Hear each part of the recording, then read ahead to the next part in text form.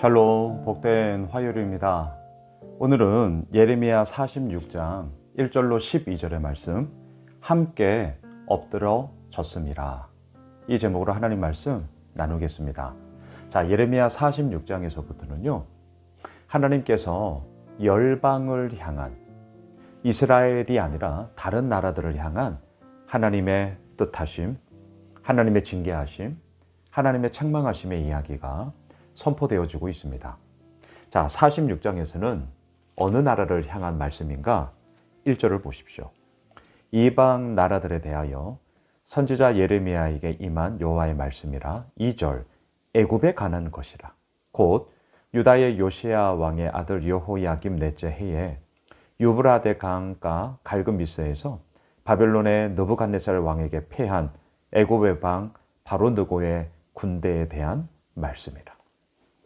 자, 여러분, 애굽에 대한 하나님의 말씀하심인데요. 특별히 그 애굽이 어떠할 때였습니까? 그냥 2절만 보세요. 어때요?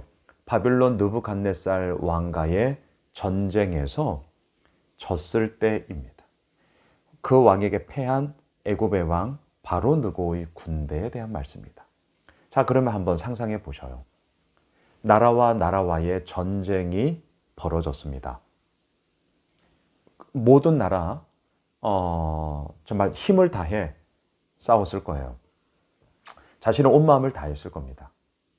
그런데 어때요? 졌어요.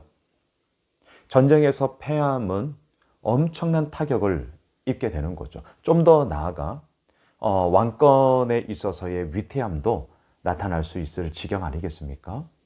자, 이거는 우리가 그냥 흔히 생각할 수 있는 아주 기본적인 부분이고요. 저는 오늘 이 얘기를 하자는 게 아닙니다. 그럼 뭔 얘기냐? 하나님의 시선에서, 하나님의 관점에서 이 전쟁을 패한 애굽 왕 바로 느고를 향한 하나님의 뜻하심이 무엇에 있었는가라는 것입니다. 자, 5절로 내려가 보셔요. 여호와의 말씀이니라. 내가 본즉 그들이 놀라 물러가며 그들의 용사는 패하여 황급히 도망하며 뒤를 돌아보지 아니함은 어찌미냐. 두려움이 그들의 사방에 있음이로다. 예, 두려워하고 있습니다. 무서워하고 있습니다. 힘들어하고 있습니다. 그리고 또한 그 가운데서 전쟁에 패한 너무나도 슬픈 이야기가 짙게 깔려져 있습니다. 좀 더 보실까요? 7절입니다.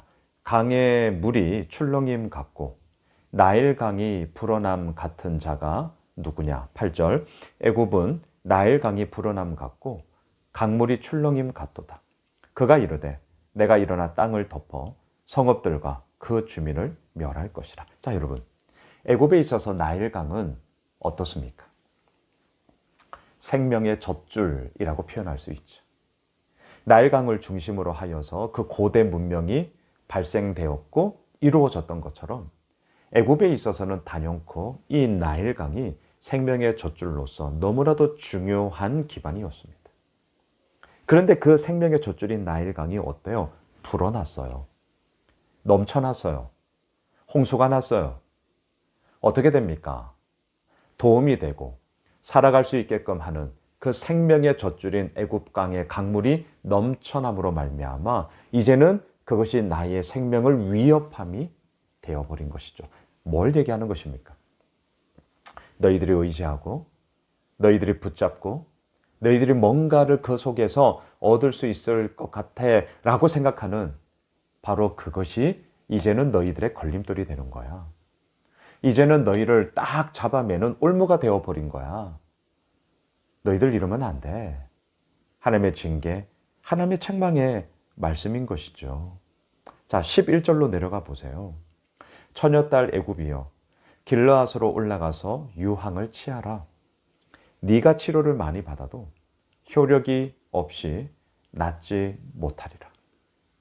너무나도 엄중한 하나님의 심판과 징계의 이야기가 펼쳐지고 있습니다. 네가 치료를 많이 받아도 효력이 없어 낫지 못한다. 자, 12절.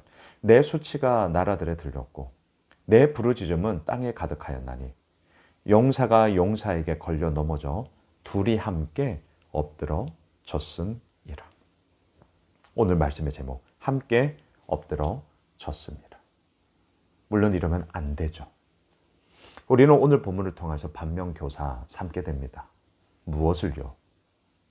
애굽이라는 이 나라를 생각하십시오. 전통의 강호입니다.